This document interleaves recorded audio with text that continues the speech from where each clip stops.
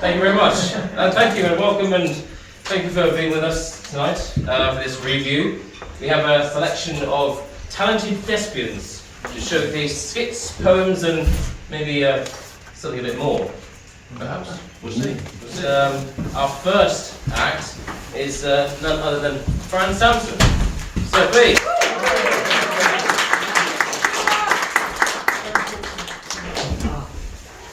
Good evening. I just wanted to share a couple of my favourite poems with you, and later on something a bit experimental. Oh my God, I can't see his name. This is the song that everyone would like to know. The song that is irresistible. The song that forces men to leap overboard in squadrons, even though they see the beach skulls.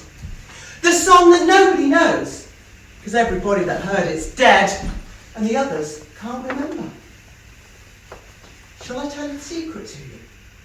And if I do, will you get me out of this bird suit? I don't enjoy it here. Squatting on this island, looking picturesque and mythical with these two feathery maniacs. I don't enjoy singing this trio, fatal and valuable. I will tell a secret to you, only to you. Come closer.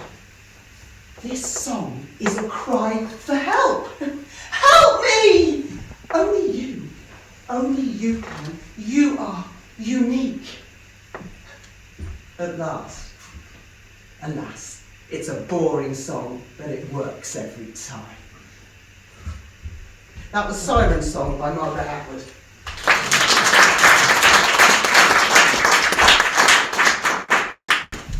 And the other one is Walter de la Mare, The Listeners. A bit different. Is there anybody there? Cried the traveller, knocking on the moonlit door, as his horse in the silence chomped the grasses of the forest's ferny floor. And a bird flew up out of the turret above the traveller's head. And he smote upon the door again a second time. Is there anybody there? He said. But no one descended to the traveller. No head from the leaf-fringed sill leaned over and looked into his grey eyes where he stood, perplexed and still. But a mere host of phantom listeners that dwelt in the lone house then stood listening in the quiet of the moonlight to that voice from the world of men. Stood, thronging the faint moonbeams on the dark stair that go down to the empty hall, hearkening in an air stirred and shaken by the lonely traveller's call. And he felt in his heart their strangeness, their stillness answering his cry as his horse moved, cropping the dark turf beneath the star and leafy sky. For he smote upon the door again, even louder, and lifted his head. Tell them I came. No one answered, that I kept my word, he said. Never the least stir made the listeners, though every word he spake fell echoing through the shadowiness of the still house from the one man left awake. They heard his foot upon the stirrup, and the sound of iron on stone, and how the silence surged softly backwards when the plunging hooves were gone.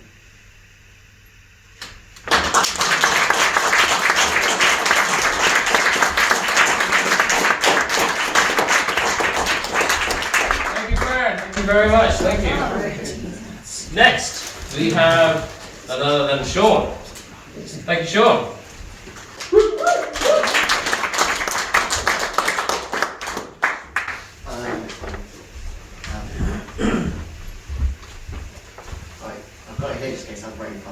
What's he then that says I pay the bill, when this advice is free, I give and honest, probable to think and indeed the course to win them o'er again?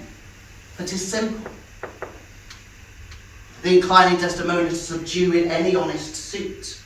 She is framed as faithful as the free elements, and then for her to win them o'er, be it were it to renounce his baptism or souls or seals and symbols of redeemed sin, even as her appetite should play the god with his weak function.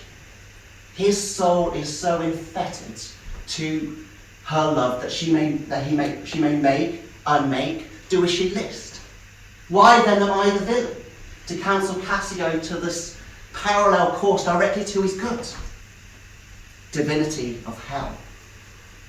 When devils will the blackest sins put on, they do suggest with heavenly shows, as I do now, that whilst this honest fool plies Desdemona to improve his fortune, and she for him pleads strongly to the Moor, I'll pour this pestilence into his ear, that she repeals him for her body's lust. And the more she strives to do him good, so shall she undo her credit with the Moor. And so I'll turn her virtue into pitch, and out of her own goodness make the net that shall enmesh them all.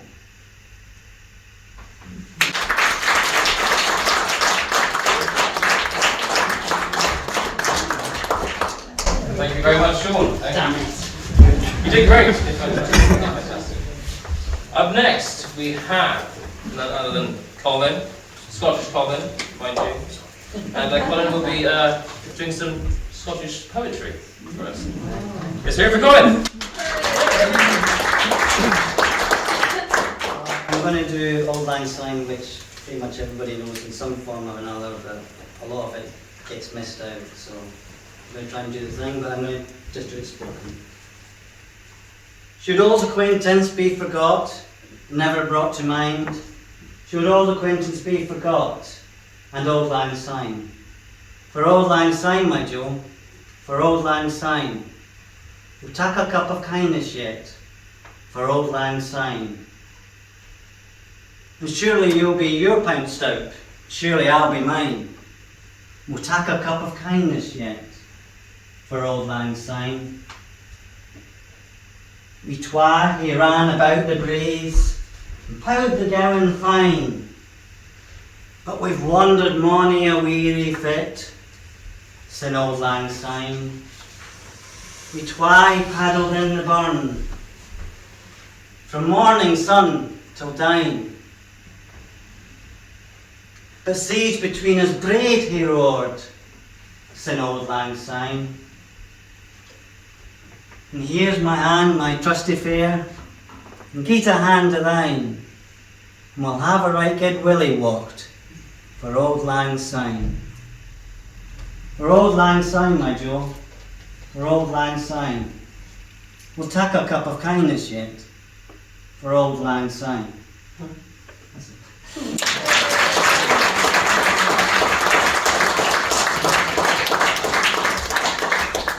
Thank you very much, Colin. That was beautiful. Very nice. Up next, we have a song.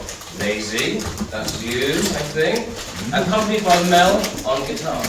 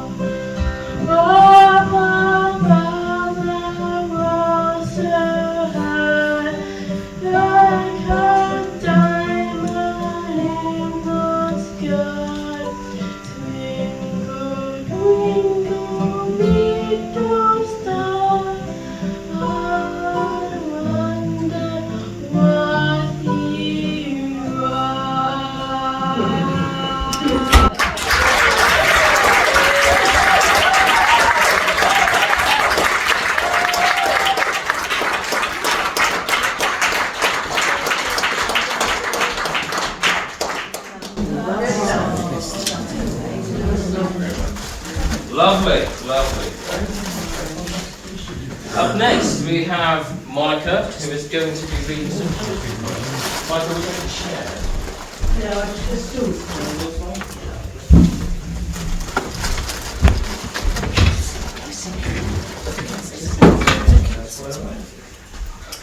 It's a couple of poems by Pioneers, and I didn't actually bother to listen. I turned over, sorry. First one is the Secretary's Song. Secretary's my trade, shorthand typist, second grade, with me patter clutched in my hand and living, breathing memoranda. Like a ramrod on the seat, I'll sit up straight and neat, with me feet placed close together. I'll remark upon the weather, but don't ask me more than that, because I haven't got the brain to respond. I find when seated in my chair, with me conscientious stare, stabbing pains come in my eye, but what you write I can't decipher.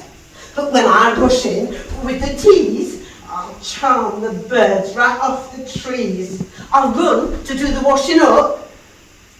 I'll even pick the fag ends out the cup. Until I hear the siren blow, then I'll just clock me card and go home. I will not appear to choke in conferences thick with smoke. In vain I'll write the boring minute and assume some interest in it. I won't elaborate the facts. I won't come to work in slacks, for they offend the royal eyeball, and that cannot be allowed at all. And what's the point of women if you cannot see their legs? And when at last I'm seated by the great typewriter in the sky, let me type the letters right. In the morning and at night, well, let the snow peck grow on trees. Let men's hands stay off me knees. Let it be a place harmonic, with no need for gin and tonic. Thank you in anticipation of your favourable reply. Craving your indulgence, yours sincerely. Goodbye.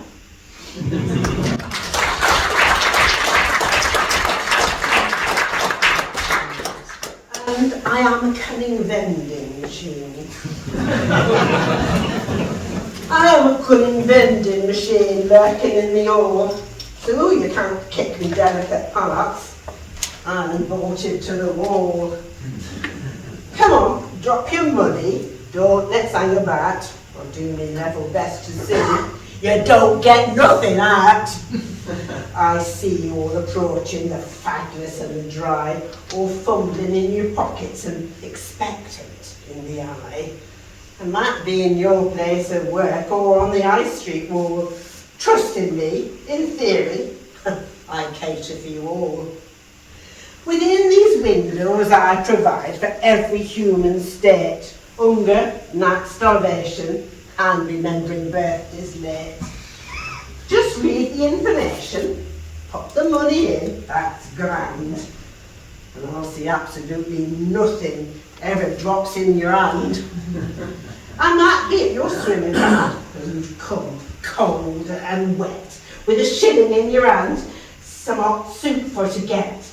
And as you stand in wet anticipation of a sup, I will dispense some soup. I will not dispense the cup. And then it's all out war because you lost your half a knicker. Mighty blows and kicks, and with bricks, and it'll make you me neon flicker. But if you bash me up, so I remove me pipes run dry, there's no way you can win. I'll send me brother by and by. Once there were friendly ladies years and years before who stood with giant teapots saying, "Oh, what can I do you for?" Then hand you all the proper change and pour you a cup of tea. But they're not economic, so I'd look, you're stuck with me.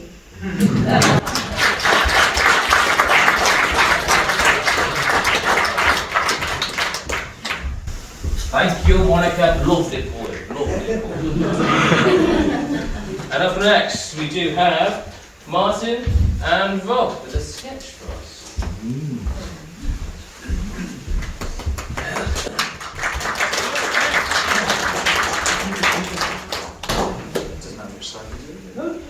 Well, hello, and welcome to the third in our series, Shakespeare Masterclass, An Actor Prepares. Now, last week, you'll remember, we were concentrating largely on the body. Well, tonight it's the turn of the voice, and we'll be doing some vocal work, and to help us with that, we are very lucky to have with us the fine actor, Rob Sansom. Hello, Rob. Rob, what have you prepared for us this evening? Well, tonight, Martin, I thought we'd have a go at Troilus and Cressida. Act 3, Scene 3. It's the Ulysses speech. So, that's T&C 3-3, the Ulysses speech. That's on page 106 of your new Penguins, if you'd like to follow us in the hall. Okay, Rob, what I'd like you to start with is, I want you to imagine you're a racing car, all right? Going around a track. Now, there's a video camera mounted on you, so as you go round the track, we're all going to get a view of it.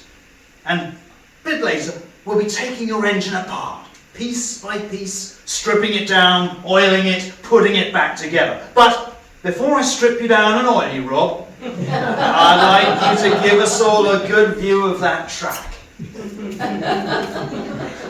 You mean read the speech? You read Right. Rob, why are you squatting? I don't think we're ready for that yet, are we? Right. Time hath, my lord, a wallet at his back, wherein he puts arms for oblivion, a great-sized monster of ingratitudes. Well, as you can see, we've clearly got a lot of work to do, haven't we, Rob? Okay.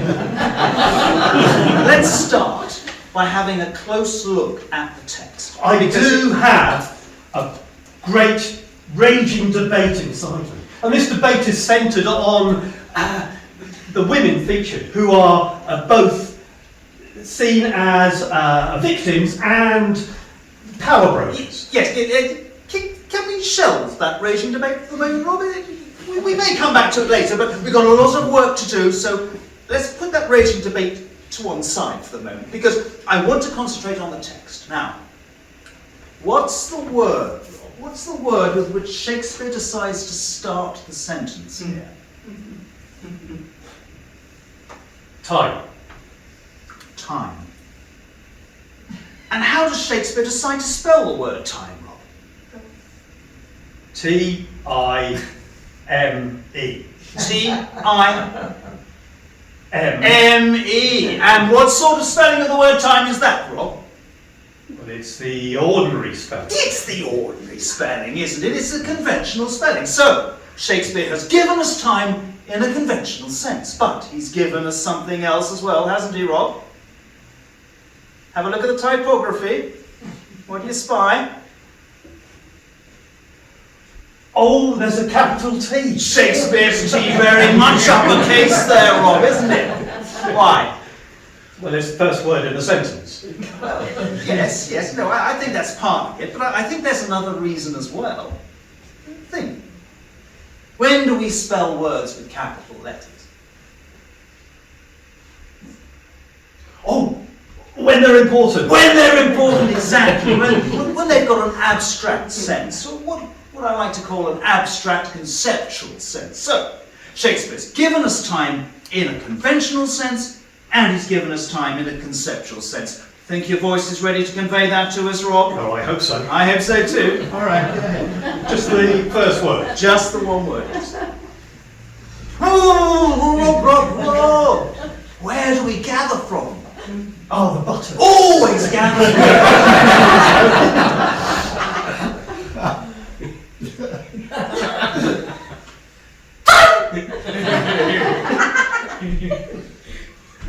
What went wrong there, Rob? I'm afraid I got a little bit lost in the middle. Yeah, okay, well, never mind, because what I want you to do now is to take the word time and start adding some of your own feelings, all right? Feelings of tragedy and hopelessness and despair, feelings of loss and bereavement, feelings too of hope hope and spirit and love, a sense of Troy falling, but a hope of Troy rising, feelings of jealousy, envy, and covetousness.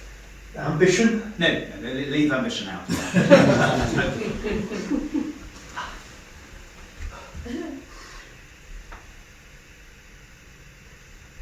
Time! Much better, Rob! Oh, this is wonderful. We are making tremendous strides. I am very excited. I hope you're excited. Oh, yes. And I hope the audience here are excited as well, because this is just about the most exciting work I've ever done. Okay, Rob, let's see how tremendous those strides we've made are by putting the whole thing together. Read the whole speech using what we've learned, all right? Once then, gathering from the buttons.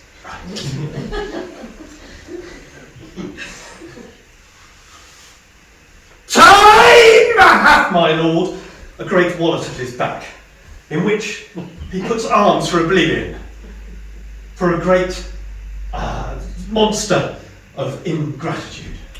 Yes, well, as you can see, we have a bit of work still to do, and we'll be returning to that speech later in the series. But for now, from Shakespeare Masterclass, an actor prepares, it's good night and God bless.